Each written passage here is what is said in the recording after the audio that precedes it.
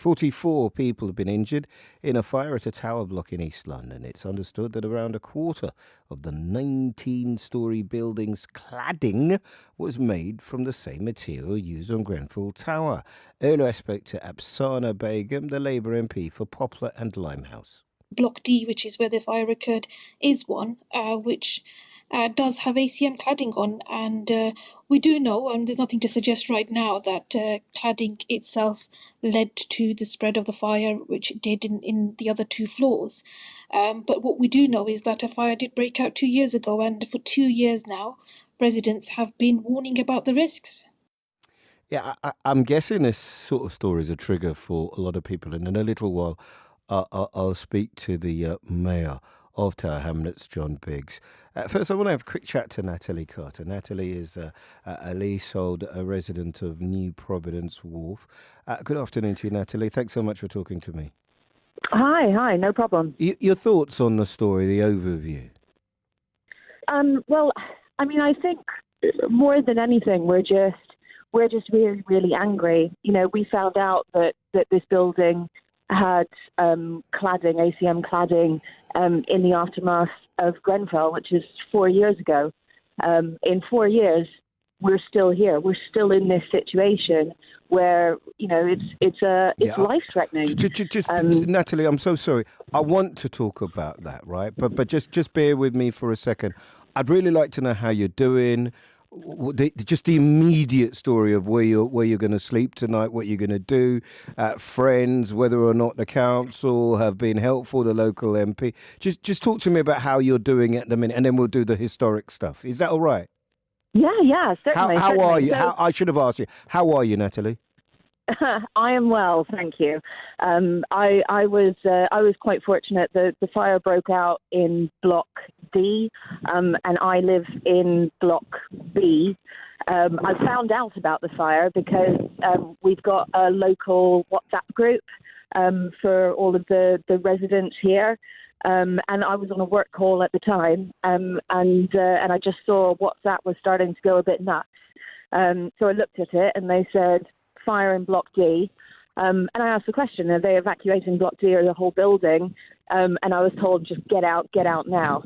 So I hung up, like, literally just grabbed a jacket and ran out. And we've not been let back in since. We're still, we're being housed in sort of the Radisson Blu, which is the hotel next door.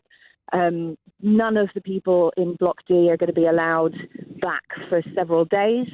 And for the rest of us, we're waiting to hear about whether or not we're going to be permitted back into our apartments. So definitely the people in Block D will be in a hotel for the next few days. The rest of us, we're still waiting to find out. And in terms of the WhatsApp group, because that quite often is the best way of finding out how everybody's doing, how is everybody else? It's mixed, really. You know, for those of us that were fortunate enough not to be in Block D and directly impacted, I think, you know, most of us are okay, but there are some of the ones that are in Block D. I mean, a couple of them are in hospital. I've just been speaking to a chap, him and his wife were on the 8th floor, which is the floor the fire broke out of, and she is so physically shaken that she can't speak. They were trapped on their balcony with flames and smoke, and she's really quite traumatized. So yes, it's varied, really. Yeah, I mean, the fire brigade have talked about this being particularly challenging. And now, sadly, to the politics of it, I mean, it was really interesting talking to the local MP Apsana, because she seemed to be suggesting that there had been trouble, there had been a challenge with communication, and certainly, you know, what the rest of us might have expected for there to be a clear and precise evacuation procedure was anything but. Oh no, it was absolutely hopeless. As I say, we found out. Most of us found out about it because of WhatsApp. we're paying £47,000 a month for Waking Watch. Really can't understand what they contributed in this whole thing. Seemingly, they and some of the valets were knocking on doors in Block D. But other than that, we just communicated with each other. On the WhatsApp group today, we've discovered there are people who are in Block C, so right next to where that fire broke out, that were blissfully unaware that the fire was happening. So even when the London Fire Brigade got here, they still didn't evacuate the building. What about Waking Watch? What about them? Has nobody been in touch? Well, I'm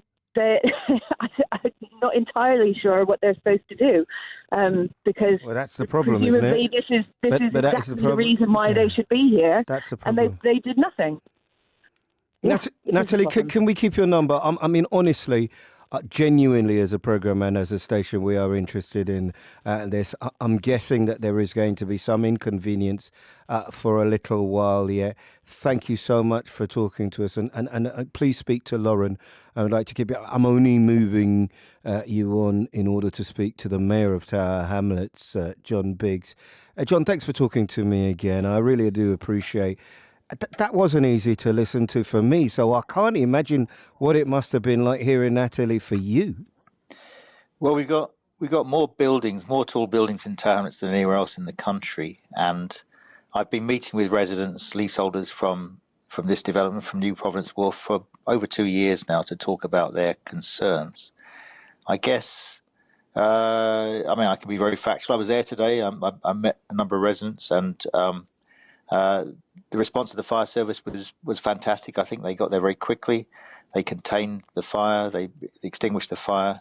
And then we have to be ever so careful before we let people back into the building and make sure it's safe. Yeah, with all due respect, John, all of that sounds great. What I'm sitting here doing today is thinking about Waking Watch. I know that they pay money for it. That's the purpose of it. And from the MP and from a resident, it looks like it has not been fit for purpose. Yep, and we need to find out exactly what they've been doing. I mean, obviously, these developments. I'm not here to defend the developer. I'm outraged that people are living in fear in my borough because we haven't got this right, and we need to ask insistent questions. I guess the way it works is people build these apartment buildings, and most of the time they don't have any staff in them at all. They might have a concierge 9 to 5 or something. Most developments, unless you want to pay a massive service charge bill for the wages of people, it's just you in your apartment with all your neighbours. There's no one there supervising it. You need to have, and they're built with the principle that you stay put. So they're built with safety designs, supposedly, so that if a fire breaks out in one apartment, it can be put out quickly. You're in Grenfell or Lacanau House. Yeah. You might not be particularly kind of comfortable with that idea. So moving on from that, I mean, I don't know how long we got, but moving on from that, of course, following Grenfell or Lacanau in the Southwark block, whose name I can't pronounce. Lacanau. Yep. Following those developments, people are, of course, worried, dead worried. They're worried about modern methods of construction, as they're called, which include things which are inflammable, and the fact that we don't have evacuation plans for these buildings. So I guess I'm concerned that the Grenfell inquiry is going on forever and ever. It may come up with some clever ideas at the end of it. It may be that we need to have more staffing supervising buildings. It may be we need to have evacuation procedures. But John, that is basic. That's basic stuff, isn't it? Okay. It is basic I'm not stuff, sorry. I'm only doing it because we've got 2 minutes. I'm going to buy 2 minutes, get myself in trouble. But I think this is fundamental. This is the news for London of the day.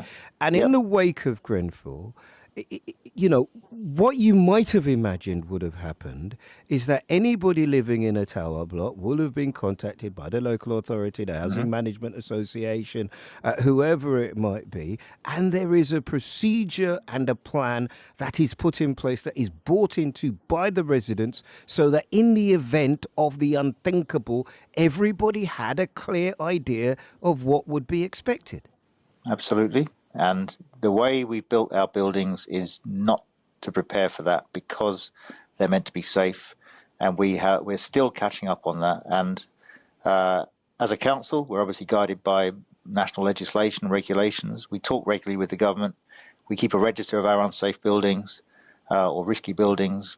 Waking Watch, barely worth the paper it's written on if all they're doing is sitting around ticking boxes and not keeping the residents safe. Clearly that's the case. Those questions need to be answered urgently. Will you promise and come back and talk to me and talk to Londoners about what you find about Waking Watch and about what your council is going to do, as you say, as a proportion of your buildings, some of the highest in London, certainly. And will you come back and talk to us about how you are holding them accountable? Yep, very happy to. That's my job.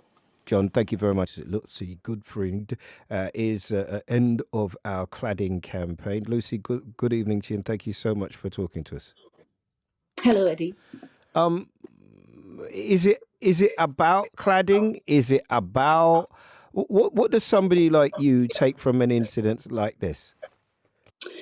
Well, first of all, Eddie, it's absolutely shocking that 4 years since Grenfell, we're still seeing fires like this, and we're still seeing buildings with the most dangerous type of cladding, ACM, like on Grenfell, still up on these buildings unremediated. So we're still seeing that 4 years on, millions of leaseholders around the UK are still not sleeping safely in their homes. But it's so obvious and it's so ridiculous that it just doesn't make sense. As I said, I've spoken to the local MP, residents have spoken to the mayor, now to you. How many shows have we done on this station about the cladding? What is the problem? Is this just about money then? Well, it probably is mostly about money, and that's why the buildings are not getting remediated. The government has put up some funding, 5.1 billion. But it's not enough, and you have to jump through a lot of hoops to qualify for it. Exactly. So it applies only for buildings over 18 meters, and it only applies to certain defects, so mostly to cladding problems, but you may have other problems like insulation behind the cladding or missing fire breaks, for example. And there's absolutely no relief or help for buildings under 18 meters, which could also be equally dangerous. Well, I'm not sure what they said at the time, but certainly you had the feeling after Grenfell that the will was there. The politicians, once Theresa May did actually deign to speak to the people who were in that particular thing, they made all the right noises. Why have they not followed through with it? I mean, we've talked about it a lot, and I've got to say, Lucie, regulation not fit for purpose, holding people to account. It was, when we talked about Grenfell, you felt it was that people who were in social housing were treated in a way that was less than. But that doesn't apply here, because we're talking about leaseholders. These are the very people that our government are encouraging to get on the housing ladder. Yes, exactly. And you're asking why this hasn't progressed yet, but it just comes down to money. And the government is not willing to put up the money up front, and leaseholders simply do not have the money. I mean, we're seeing on our campaign leaseholders contacting us with bills even over £100,000 per flat. Nobody has that kind of money. Otherwise, they wouldn't be living in small leasehold flats. So unless every single leaseholder in any building can come up with this money, or the government can allocate taxpayers' money, then the building will never get remediated. So here we are 4 years on, still with thousands and thousands of buildings around the country, still dangerous, and leaseholders still paying crazy high bills, not just for remediation, but also for interim measures. You just mentioned when you were speaking with Natalie, Waking Watch, and how it's not fit for purpose. And, I would like to echo that. Yeah, but let's talk about what it is, because because I'm so bad at my job, I've just presumed that everybody understood what it is. But my guess is, if I had my time again, that every single person I would ask would tell me something slightly different. What's your understanding of what it is? So Waking Watch is just a patrol. So it's somebody surveying your building, walking around your building 24 hours a day. And their purpose is to raise alarm if they see any sign of fire. Now, we really have absolutely no proof this is effective in any way, because if you are, let's say, patrolling the building from the outside and the flat, like this morning in the building, starts inside a flat, then you're not going to know about this, right? So that's what residents were reporting this morning, that the Waking Watch did pretty much nothing, and it was the residents who were knocking on residents' doors to get people out of the building. Well, that's a simplistic way of identifying if I see smoke coming out of a window. It's as basic can be. What certainly seems to me, and again, I can only do it on the basis of the people that I've spoken to today, Lucie, and you need to help me with this. It is our procedure that in the event of the unthinkable, everybody had an idea of, a bit like if you have a fire in any kind of public building where everybody goes to X point or there's a message about going to Y point. Why hasn't that been done in every single tower block in the country? I really don't have an answer. Sorry, I didn't ask you expecting an answer. It's one of those rhetorical questions. I mean, actually, there have been several freedom of information requests put by campaigners and journalists to the National Fire Chiefs Council, who is the body that has put in the requirement for this Waking Watch to ask if there's any proof of any effectiveness of Waking Watch. And each time they just replied, they have no evidence of it.